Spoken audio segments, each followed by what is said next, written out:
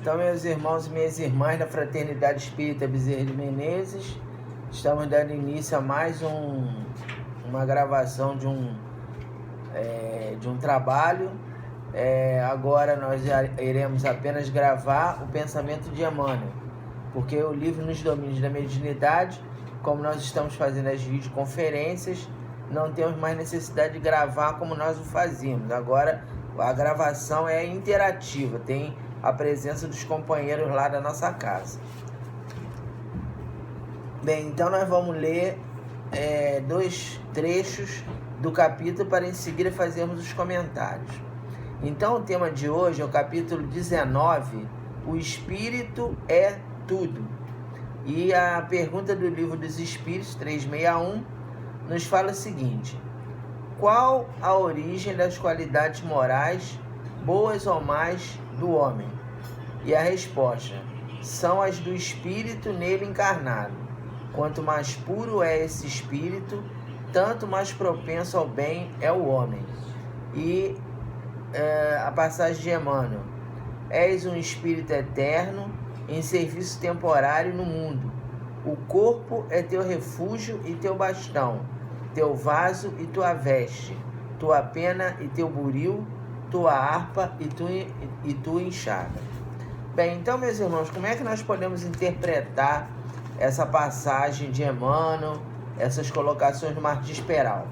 Da seguinte maneira: então, fica claro para nós, nesse tema Espírito é Tudo, que nós somos elementos, individualidades espirituais que carregamos uma bagagem intelecto-moral milenar. E nós, nessa bagagem intelecto-moral, temos ideias inatas, temos tendências, temos conquistas intelectuais e também temos muitas propensões negativas. Como ainda somos espíritos imperfeitos, o número ou a quantidade de propensões negativas ainda é maior do que a quantidade de propensões positivas. É claro que nós não estamos generalizando, nós estamos falando que o nosso planeta ainda é um mundo de provas e expiações. Nós ainda vivemos um momento de muito sofrimento, muita dor, muito crime, muitas dificuldades. Então, apesar de todos nós no planeta carregarmos uma bagagem intelectual de certa forma elevada, porque já temos conhecimento em várias áreas, mas a nossa moralidade ainda é muito deficitária. Bem, então o que fazer para realizarmos esse processo?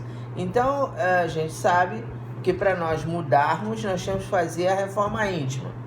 E a Joana de Anjos e os outros autores, eles nos dão indicativos de como nós precisamos direcionar a nossa reforma íntima. E o nosso irmão Emmanuel, ele nos fala também algumas situações, ou nos coloca algumas propostas para que nós consigamos essa reforma íntima, esse autoaperfeiçoamento. Então ele nos fala na conquista do amor ou no desenvolvimento. Na conquista seria talvez uma palavra muito forte, porque a gente sabe que o amor incondicional a gente não vai conquistar numa existência. Mas ele nos fala sobre o exercício do amor, da bondade e da ternura. Só que nós sabemos que essas conquistas, esses caminhos, nós não conseguimos de imediato. Então não adianta a gente falar assim: a partir de hoje eu vou ser uma pessoa amorosa, a partir de hoje eu vou ser uma pessoa bondosa, a partir de hoje eu vou ter ternura. São processos evolutivos que nós realizamos ao longo do tempo para fazermos as nossas conquistas. Então, do que nós lemos no livro, no capítulo de hoje, nós podemos dizer que o exercício do amor se dá através da prática da solidariedade. Então, quando nós somos solidários, quando nós nos tornamos pessoas preocupadas com o próximo, que envia bons pensamentos para os semelhantes, envia também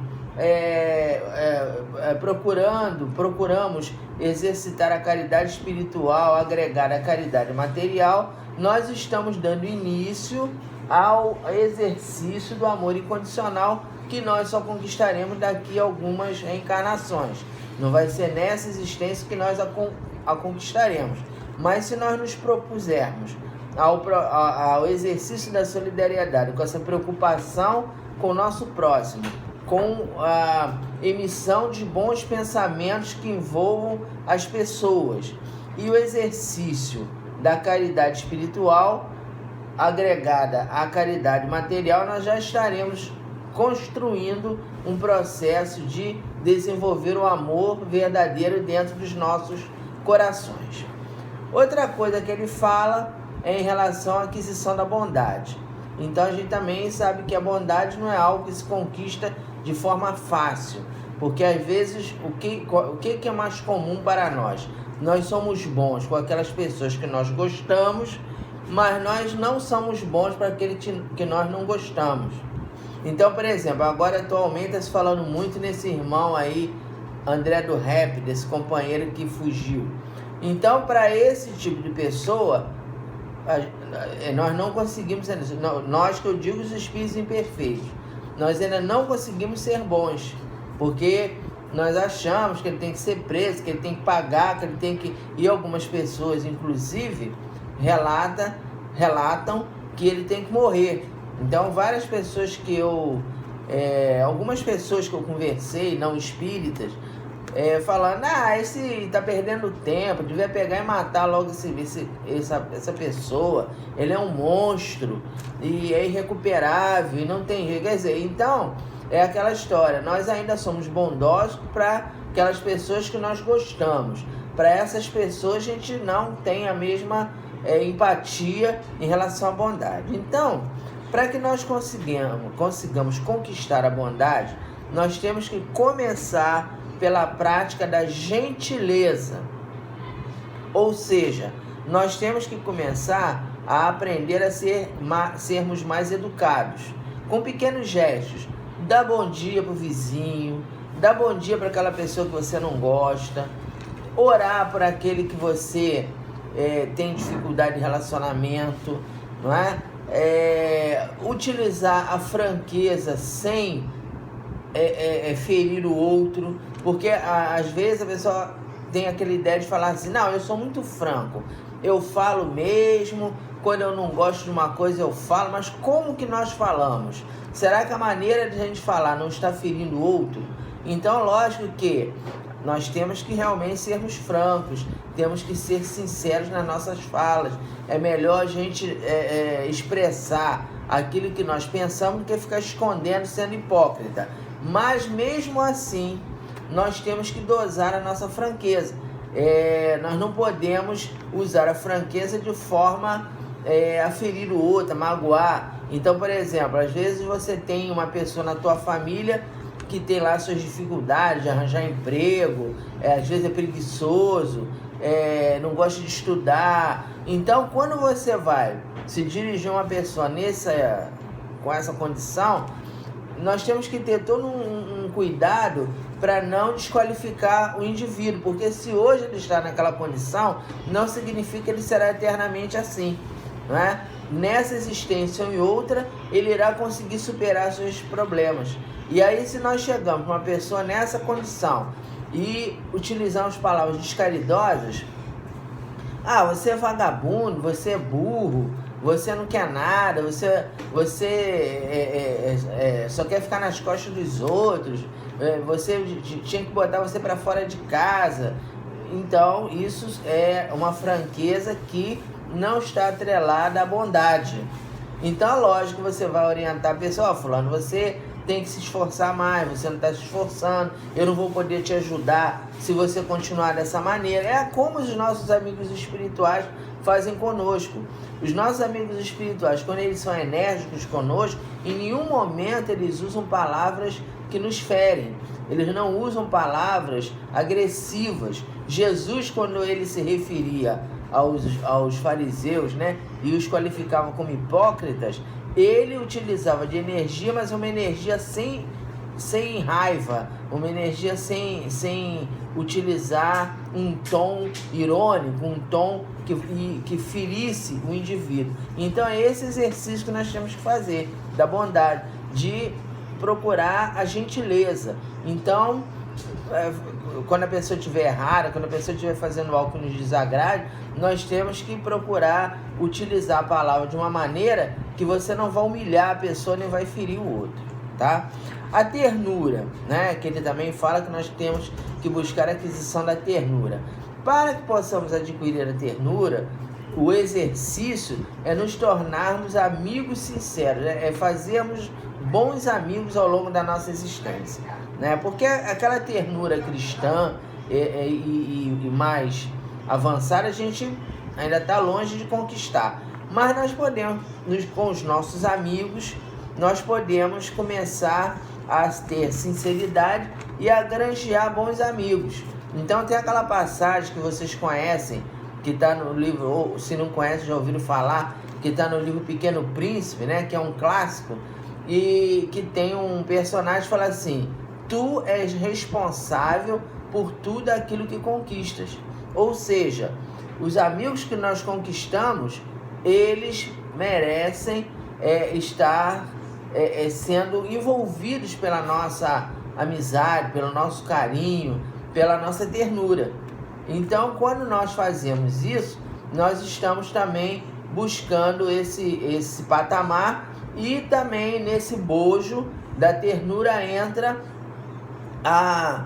uma luta, né? uma aproximação com aqueles que são os nossos adversários, aquelas pessoas que nós não gostamos, que nós temos antipatia, que nós não nos afinizamos. Então nós precisamos seguir esses companheiros. Bem, então essa busca pela melhoria nos nossos sentimentos, né, na questão do espírito, da evolução do espírito, permite que nós viajemos pelo caminho da eternidade de forma segura, nos tornando elementos importantes no núcleo que nós estamos inseridos. Por quê? Porque vejam bem, nós ainda, como somos orgulhosos, nós ainda temos aquela propensão a querer fazer trabalhos de grande porte, né? Estou dizendo no nível da religião, né? Estou dizendo no nível do religioso. Então a pessoa que tem alguma tarefa, que é médium, que usa a palavra para fazer exposição doutrinária, se você for orgulhoso, vaidoso, você já vai pensar em grandes tarefas. Porque eu quero fazer palestra para me tornar um palestrante internacional, eu quero ser igual o Divaldo, eu quero me igualar com o Haroldo Dutra. Então, e você esquece que para você chegar nesse patamar, você precisa fazer o feijão com arroz, que é você ser um elemento importante na casa espírita que você está inserido. Isso que para Deus é importante. Não adianta você querer buscar grandes tarefas ou pensar em grandes conquistas se você não faz ali o feijão com arroz diariamente, se você não trata bem seus familiares, se você não cuida da sua casa espírita, se você não é assíduo ao trabalho que você exerce na tarefa que você desenvolve na sua casa religiosa. Enfim, essa prática chama-se revolução molecular. Isso não está no livro, isso aqui é um conceito que nós tiramos de uma obra de um autor que fala sobre revolução molecular, ou seja, é você mudar o meio em que você está inserido. Se você mudar o meio que você está inserido, você começa a ser uma pessoa importante, não para o mundo, mas para aquele grupo que você está ligado, né? Então, aí com isso, a gente consegue começar a dar os primeiros passos na cena evolutiva, e mais tarde, quando a gente estiver mais preparado, aí sim nós podemos exercer tarefas de maior relevância. Então, quando a pessoa tem esse caminho, né, você está se tornando um cidadão digno, uma pessoa que caminha dentro da ética do Cristo. E essas conquistas que você vai angariando vão ser levadas para o mundo espiritual, será a propriedade que você terá ao chegar lá do outro lado da vida, e você continuará evoluindo. O seu processo evolutivo vai continuar, porque você vai prosseguir na sua trajetória. E logicamente, uma outra coisa que ele alerta aqui também é o seguinte, que você, às vezes, né, a gente começa muito bem, muito animado, você está indo muito bem, aí daqui a pouco você tem uma recaída, né? Algo acontece lá na sua vida que você estaciona. Então, quanto mais você tiver controle mental, quanto mais você buscar esse desabrochar das suas potencialidades espirituais, menos recaídas você terá.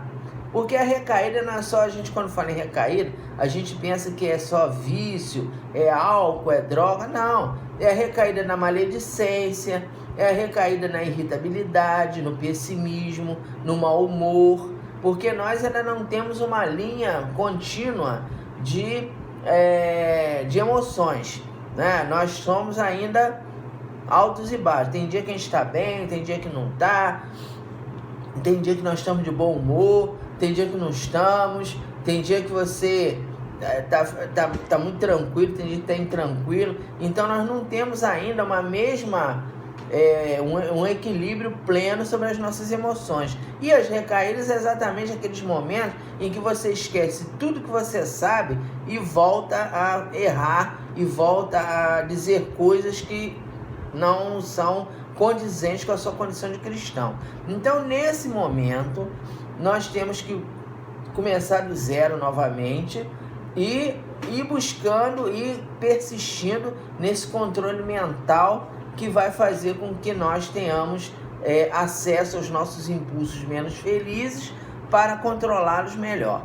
E também, nesse processo desse controle mental, entra o julgamento indevido, você não julgar mais as pessoas indevidamente, porque se você está errando, se você ainda tem equívocos, se você ainda tem limitações, como é que você vai julgar o outro? Como é que você vai apontar o dedo para o outro se você sabe que você tem ainda um monte de coisa errada que você faz? Então aí a gente já tem mais cuidado no comentário, de não ficar falando mal dos outros, não ficar apontando o dedo para o outro, né? A gente tem que ter, por exemplo, a gente fala muito em corrupção, né? Que, lógico, a gente não está aliviando, nem estamos dizendo que a corrupção está correta, mas a gente tem, eu estou dizendo assim, o cuidado no julgar, porque muitos de nós, no passado, nas nossas reencarnações anteriores, quando estávamos em outra categoria social, nós também fomos corruptos. Muitos de nós entram no supermercado, come um biscoito e não paga, né? Eu vejo muita gente fazendo isso. E isso é corrupção também. Mas o dono do supermercado, ele tá rico e que ele não vai fazer falta. Mas não interessa, você tem que comer, você tem que pagar. Quando chega lá com o saco vazio lá no caixa, eu comi aqui, tô pagando. E muita gente não faz isso. Quando você recebe um troco a mais no ônibus, vai lá e devolve o dinheiro pro motorista. Então, quer dizer, isso aí é o quê? Isso aí é a questão de você ter cuidado no julgamento, porque a corrupção, ela é algo inerente à nossa condição de espíritos imperfeitos. Porque a gente fala nas grandes corrupções, nos milhões que as pessoas tiram do dinheiro público, mas a nossa condição começa no a corrupção de pequeno porte, né? Porque é tão grave como aquela de grande porte. Porque se você pega vê o dinheiro cair da bolsa de uma pessoa, você vai lá, pega, guarda e não devolve, o dia que você tiver numa condição de ser um político, de ter muito dinheiro na mão, você vai roubar, tranquilamente vai achar que tá certo, que não tem problema nenhum. Uma outra coisa então também que ele nos fala é em relação à necessidade de perseverar no bem. Quer dizer, então essas recaídas, elas só são removidas a partir da perseverança que nós tenhamos no bem, naquele de fazer o bem, de lutar pelo bem, de procurar estar buscando errar cada vez menos. Não é que a gente não vai errar mais, que nós sabemos que o erro ainda vai nos acompanhar durante muito tempo, mas nós temos que ir procurando errar cada vez menos, perseverando no bem. E também nós entendermos a diferença que existe entre sabedoria e conhecimento. Por quê?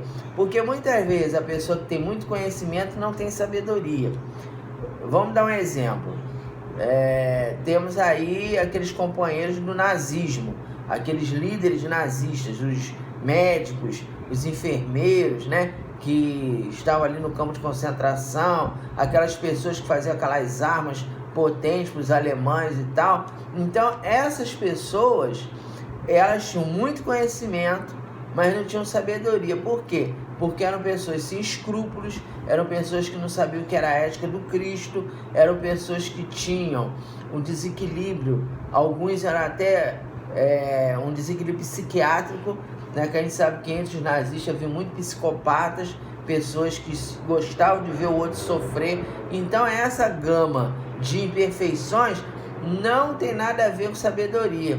E em contrapartida, a gente vê que aqui no Brasil, aqueles africanos que vieram para cá e que ajudaram o Brasil a se constituir a nível de nação, muitos não tinham conhecimento, mas tinham sabedoria. A gente vê que até hoje tem aí na Umbanda, né, aquele chamado Falange dos Preto Velhos. E como eles ajudam aí o pessoal ligado à Umbanda, né? O pessoal que vai lá se consultar, vai pedir uma ajuda.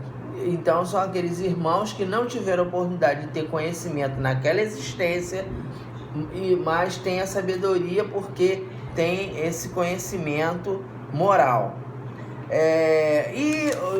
Então, dentro dessa linha de raciocínio, nós podemos dizer que a nossa sociedade, ela ainda é uma sociedade que tem muito esclarecimento, mas não é civilizada. Isso está no Livro dos Espíritos. Os povos ocidentais são esclarecidos, mas não são civilizados. Por quê? Porque nós ainda somos egoístas, orgulhosos, vaidosos. Ainda existe uma série de preconceitos na nossa sociedade, ainda existe uma série de corrupções no nosso dia a dia, que nós assistimos às vezes de forma tranquila, quando é política e a gente ainda fala alguma coisa, que é muito dinheiro. Mas essas pequenas corrupções do dia a dia, de pegar dinheiro, o troco a mais que você guarda, né? Ou então a ida ao supermercado que você come ali um iogurte, joga fora e não paga. Quer dizer, são pequenas corrupções que nós às vezes passamos por cima e a gente nem está percebendo. Então isso é a amostragem de que nós ainda somos povos esclarecidos, mas não civilizados. Apesar disso, nós podemos afirmar categoricamente que o nosso mundo hoje está muito melhor do que era. Essa história de que antigamente era melhor, não era. A doutrina espírita não corrobora essa ideia. Por quê? Porque apesar do momento ser muito crítico, nós já tivemos situações anteriores muito piores, na qual havia escravidão, havia uma desigualdade social muito mais profunda, em que havia pouca participação nossa no processo democrático.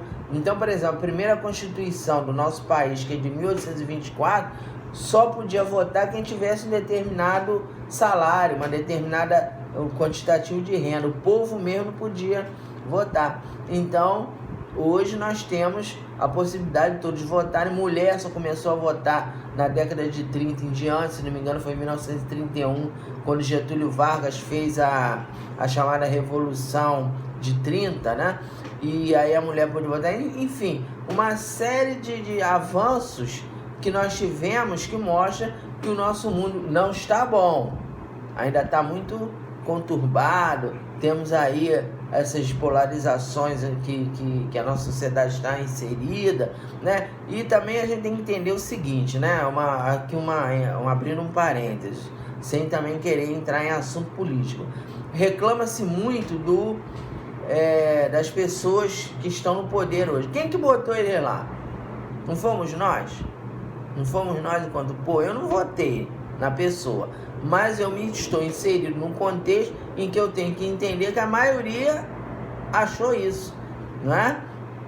A própria mídia, né? Alguns companheiros da mídia que hoje ficam falando, porque isso e aquilo, eu me lembro perfeitamente que na época, não estou defendendo nada, nenhum partido, não estou querendo entrar em política, mas entendo que muitos que hoje estão aí na mídia criticando, na época apoiaram, falaram que tem que romper mesmo, tem que mudar, porque não pode continuar do jeito que está. Agora se viu que foi um grande erro se colocar algumas pessoas na liderança. Então isso fica para nós refletirmos, para nós termos mais cuidado, para nós aprendermos efetivamente a votar, porque a gente não sabe ainda. Então a gente está falando em relação porque o fulano é isso, é aquilo outro, mas quem colocou ele lá? Não fomos nós? Então agora tem que levar aí até o dia que Deus quiser, não é?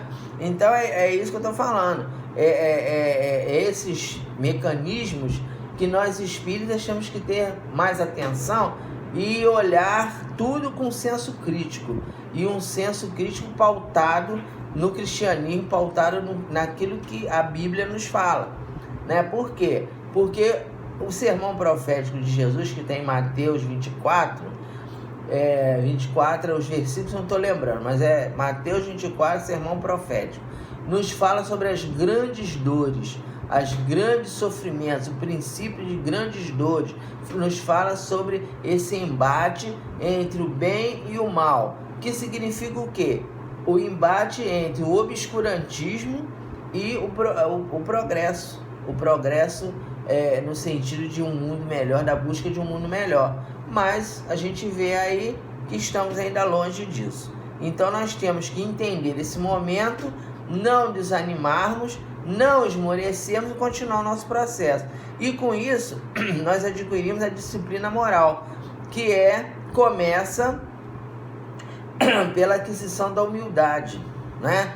Então por quê? Porque a gente, quando você tem a humildade, o Emmanuel no livro Palavras da Vida Eterna, ele fala o seguinte: a humildade é a mãe de todas as virtudes. Então quando nós buscamos a aquisição da humildade, nós vamos nos colocar como eternos aprendizes, nós vamos adotar aquele ensinamento de Sócrates, quando ele nos fala: a única coisa que sei é que nada sei. E vamos também entender que nós precisamos abraçar os pequenos serviços, como nós falamos no início, né? Então a gente não tem que ter grandes pretensões, porque quando eu desencarnar eu vou para o nosso lar, eu estou muito bem, eu estou muito evoluído. Não, nós temos que fazer o melhor que pudermos, mas sem essas pretensões de querer ficar no topo das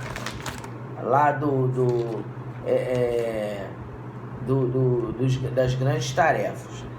Bem, então, já concluindo aqui que o nosso tempo está acabando, se esgotando, a gente procura falar durante 30 minutos. Nós vamos encerrar aqui lendo, como finalização, aquele texto de Emmanuel que nós lemos no início.